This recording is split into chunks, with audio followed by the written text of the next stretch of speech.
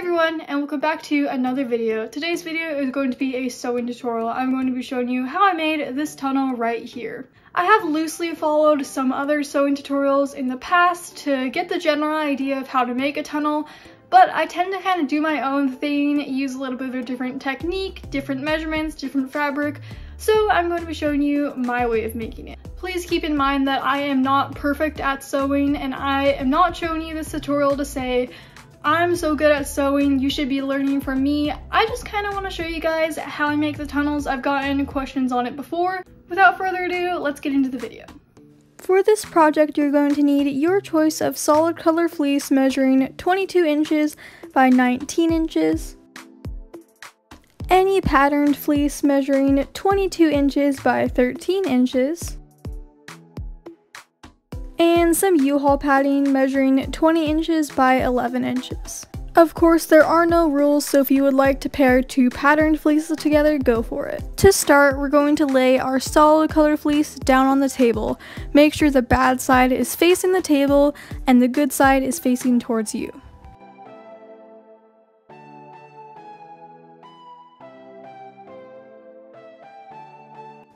Now you're going to fold the fleece in half, making sure the good sides are facing towards each other. You should now be looking at the bad side of the fleece, and the good side should be on the inside. To sew the sides together, we're just going to sew all the way down along the long side, leaving the two shorter sides open for a tunnel opening.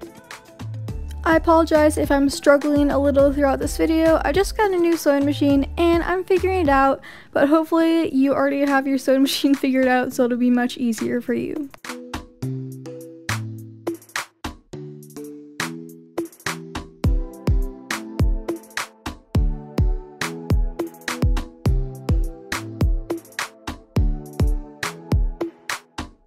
As you can see, my bobbin did run out of thread, so if this happens to you, just take a short break, rethread the bobbin, and start again. My bobbin is back in place so we can continue sewing.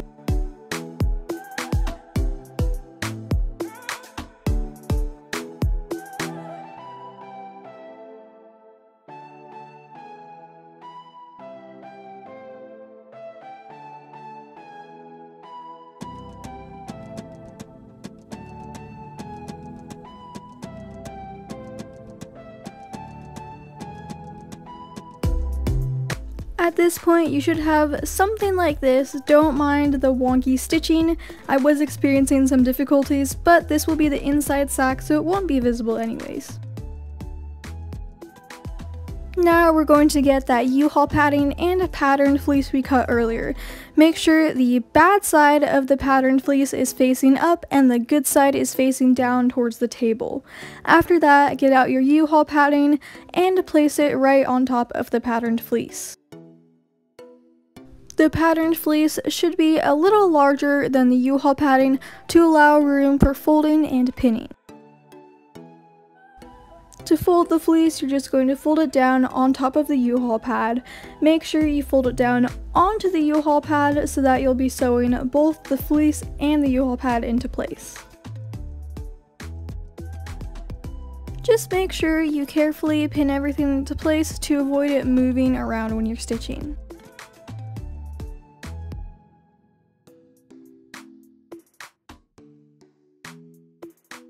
Do the same on the other side, and then it should be looking like this.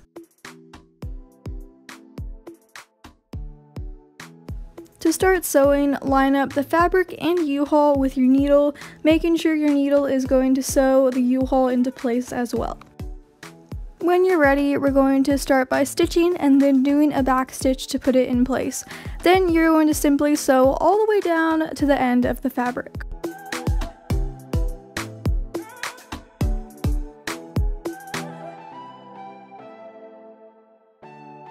Sometimes it can be hard to keep the needle in a straight line, so if you're struggling with that, just stop every once in a while and pull the needle over a bit so it doesn't go off the fabric.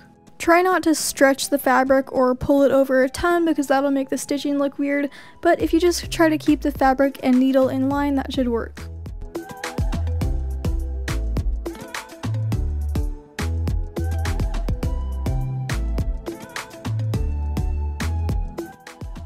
We're doing the same exact process, just on the other side. You can definitely tell I was struggling a lot with the machine here, but I eventually got it figured out.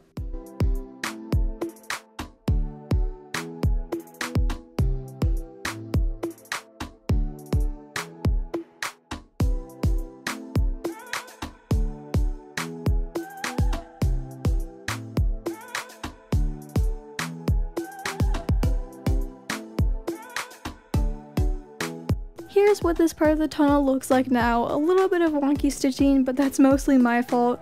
One thing I forgot to mention in the beginning of the video, if you would like perfectly straight stitching, you should probably get some sort of cutting table to help you cut straighter. Anyway, let me catch up here. We folded the fleece in half with the two patterned good sides facing towards each other, and we're going to sew it like so.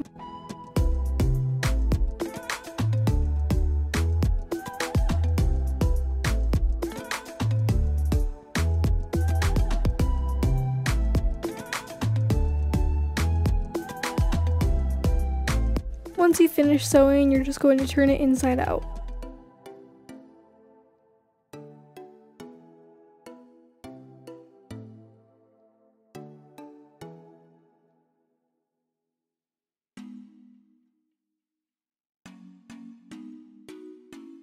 You can see that it's already in the shape of a tunnel, so we're almost done.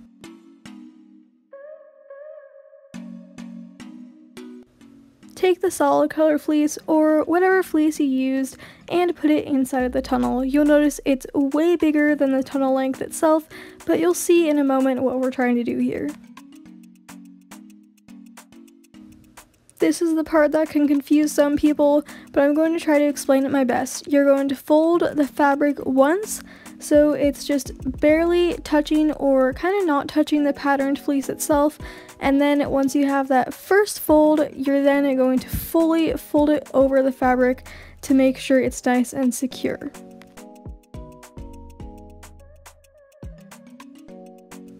Hopefully you can see what I'm doing and get the general idea, but you just want to make sure it's all even on all the sides and there's not any weird crinkles or folds in the fabric. We're going to leave the other side like that for now and just focus on this side, so don't worry, we'll get to that later. I wanted to make sure my stitching stayed as straight as possible, so I put a few pins in. The next step is to sew all these layers in place to make it nice and secure. You're going to want to make sure you're able to sew all the way around and then line up your needle. I like to sew as close to the edge as I possibly can because it generally gives you a nicer stitch. The fleece will kind of hide the stitching more by doing this, so you won't see it as much. And yes, as you can see, I ended up folding the other side, but I actually unfolded it after I finished this side, so I would recommend just leaving that side open and not worrying about it until you're done, because you want to make it as symmetrical as you can.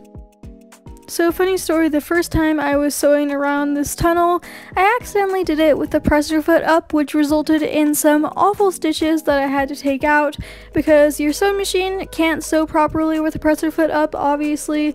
Rookie mistake. Please make sure you're always sewing with your presser foot down in this situation, because when you work with thick fabric, it may seem like your presser foot is down when it's actually not, and then you have to start over, and it's really annoying after working so hard.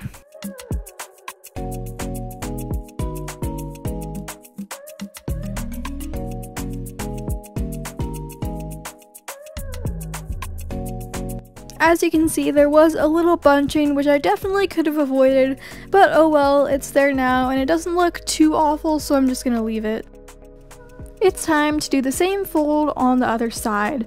Again, you're going to have it just barely touching the fleece, and then fold it over a second time, so it's kind of fully over and secure, and you'll be able to sew through all the layers.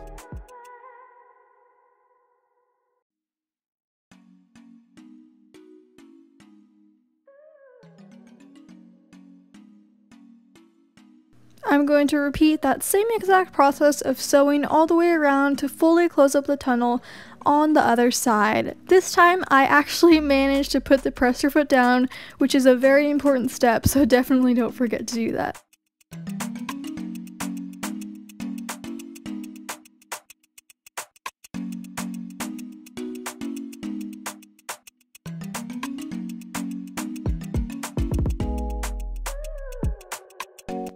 Another note is be careful when stitching over really thick parts like the seams, because I have had needles just snap in half before just because of the thickness. Just watch out for that and make sure to not break your needle.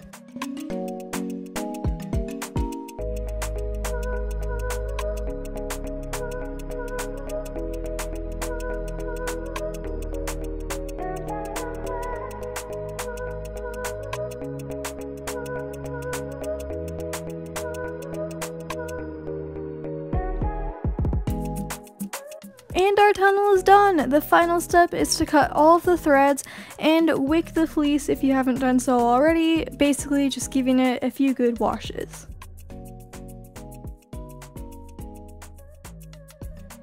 And that is it for the video. I hope you enjoyed, and definitely let me know if you make one of these. I also filmed a snuggle sack tutorial that will be up on Monday. As always, don't forget to like and subscribe, and I'll see you in the next one. Bye!